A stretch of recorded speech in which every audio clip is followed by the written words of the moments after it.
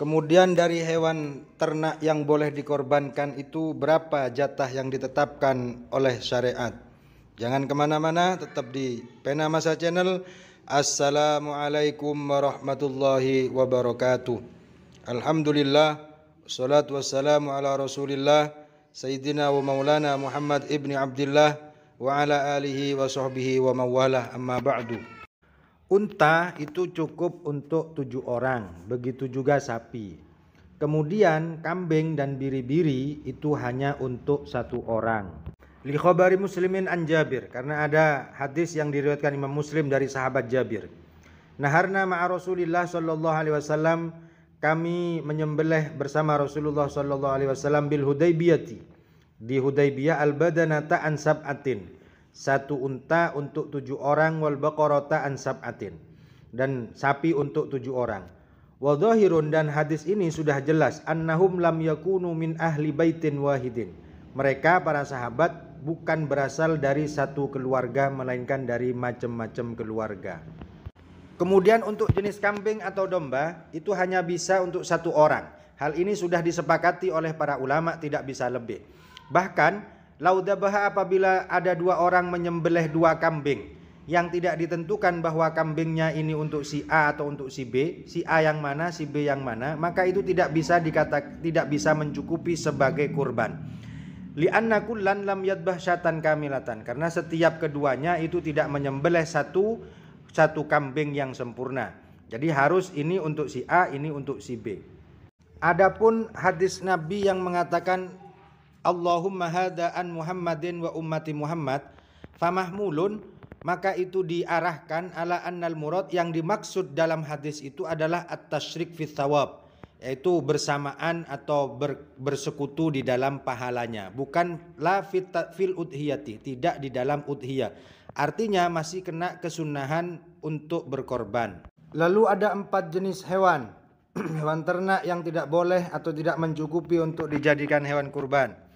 Yang pertama al-arja al-bayyin dal'uha, yang kakinya jelas pincang, atau al-awra al-bayyin awruha, matanya jelas buta, wal maridah al-bayyin maraduha, fisiknya jelas-jelas sakit. Kemudian al-ajfa, badannya yang kurus dan krempeng lagi tidak berlemak. Begitu juga tidak bisa dibuat korban selain dari hewan ternak ini. Min baqaril wasi, sapi alasan atau banteng, wa ghairihi atau selainnya, wa dhibai dan kijang, wa ghairiha dan selainnya. Begitu juga tidak mencukupi sebagai hewan kurban hewan yang dipotong hidungnya keseluruhan atau sebagian, atau yang tercipta tanpa hidung, atau hewan yang dipotong ekornya sebagian atau keseluruhan. Tetapi masih bisa dikatakan cukup sebagai hewan kurban hewan yang tidak ada tanduknya atau pecah tanduknya, yang tidak mengurangi daging yang dimakan, atau patah hidungnya atau terbakar hidungnya, atau tidak ada sebagian giginya, atau tercipta tanpa ekor atau susu, maka itu boleh untuk dijadikan hewan kurban. Falau nadharo, apabila ada orang bernadar at-tadhiyata, untuk berkorban dengan hewan yang cacat atau hewan yang masih kecil.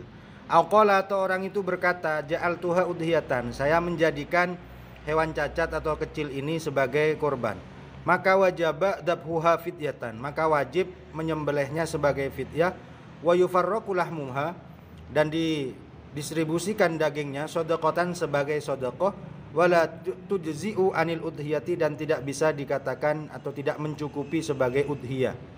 Itu juga tidak mencukupi apabila hewan peranakan antara hewan ternak dengan yang lain, misalnya kambing dengan harimau.